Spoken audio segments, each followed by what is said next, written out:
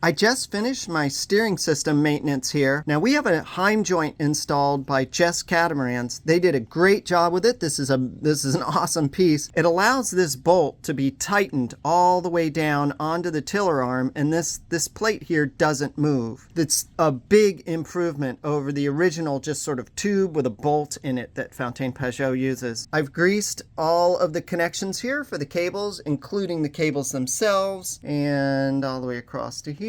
So I've greased all of that. But the big problem was this guy. So this is for our hydraulic ram for the autopilot. The pin here had started to thin out in there and so woggle out. And so this thing was just really loose. It would wobble back and forth, which meant that the autopilot would get a running start every time it would hit it, and that's bad. The other problem is that the pin, as it goes through the tiller here, had woggled out the shaft a bit in there, the hole, and jeepers, and so that was a problem. So what I did was I added that large washer there, and then on the bottom I added another large washer, and this is a brand new part. Now these things are expensive, $150 to get this thing, to get this part. It's pretty expensive. You can kind of see the silvery bit here. That's because when this arm moved, somebody had installed this incorrectly and our retainer pin was rubbing up against the top of that. And you'll see on the back there, I've also installed a small wire tie there just as a safety to hold that pin. So as this system moves,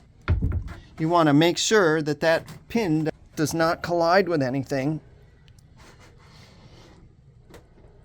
at both extents. There we go, of the steering. It's a little hard to pull for sure, but there we go. That's my steering maintenance for this season. I think it's really important that people take a look at this stuff and pull it apart, clean it, grease it, because the last thing you want to fail at an important time is your steering. So very, very, very important that you take a good look at this stuff.